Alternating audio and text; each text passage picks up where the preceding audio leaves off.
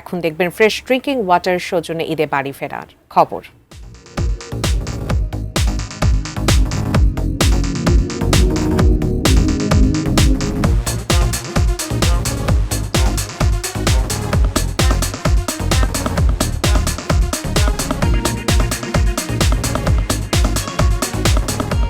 পবিত্র ঈদুল আজহা উপলক্ষে নারীর টানে স্বস্তিতে বাড়ি যে ফিরছেন মানুষ, এবং সেখানে কোথাও তেমন যানজট লক্ষ্য করা না গেলে অতিরিক্ত ভাড়া নেওয়ার এই অভিযোগ কিন্তু রয়েছে সাভারগ্যান্ডা বাস স্ট্যান্ডে। সেখানে আছেন আমাদের প্রতিনিধি কামরুজ্জামান, আমরা সেখানেও যাচ্ছি। কামরুজ্জামান, অতিরিক্ত ভাড়া নেওয়ার বিষয়টি আপনার মাধ্যমে গত খবরেও জানছিলাম, সেক্ষেত্রে সড়ক পরিবহন মন্ত্রণালয় থেকে আসলে কি কি পদক্ষেপ নেওয়া হচ্ছে এ বিষয়ে?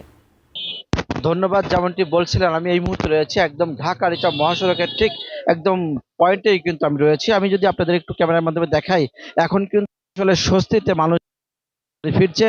কোথাও কোনো যানজট নেই, একদম যানজট ছাড়াই কিন্তু মানুষ কিন্তু স্বস্তিতে বাড়ি যাচ্ছে। তবে আমি দেখাতে চাই যে আসলে এখনো কিন্তু পাচ্ছে না, যে কারণে কিন্তু আমরা দেখেছি যে গাড়ি যেহেতু না পেয়ে আমরা দেখেছি তারা কিন্তু অন্যভাবে, যেমন পণ্যবাহী যে সমস্ত ট্রাক বা লেগুনা বা যে সমস্ত আসলে অনেক গাড়িতেই তারা কিন্তু যাচ্ছে না দেখেছি। কিন্তু যদি বলাই চলে যে আসলে সকাল থেকে আমরা দেখেছি যাত্রীবাহী যে সমস্ত ট্রাক বা লেগুনা বা যে সমস্ত আসলে অনেক গাড়িতেই তারা কিন্তু যাচ্ছে না দেখেছি। কিন্তু যদি বলাই চলে যে আসলে সকাল থেকে আমরা দেখেছি আজকে কিন্তু আসলে এই যাত্রীদের যে সমস্ত অভিযোগ সেটাও কিন্তু আমরা পেয়েছি, যে সকাল থেকে আমরা দেখেছি যে যাত্রীদের কিন্তু অভিযোগ রয়েছে, যেহেতু আহ, যাত্রীদের ভাড়ার যে ব্যাপারটা, অতিরিক্ত ভাড়া নেওয়া হচ্ছে, যেই ভাড়া কিন্তু যেখানে নেওয়ার প্রায় 700 টাকা থেকে 1200 টাকা পর্যন্ত কিন্তু এই ভাড়া। তো এই এত ভাড়া বৃদ্ধিতে কিন্তু যাত্রীরা কিন্তু ভোগান্তিতে পড়েছে, আমাদেরকে জানিয়েছে।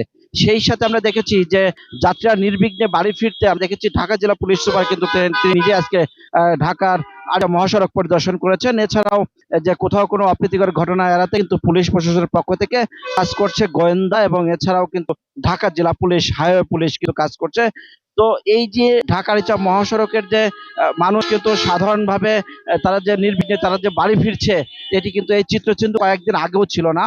আজকে সকাল থেকেই দেখছি যে যাত্রীরা কিন্তু বেশিরভাগ যাত্রীরা তারা বাড়িতে কিন্তু পৌঁছে গেছে।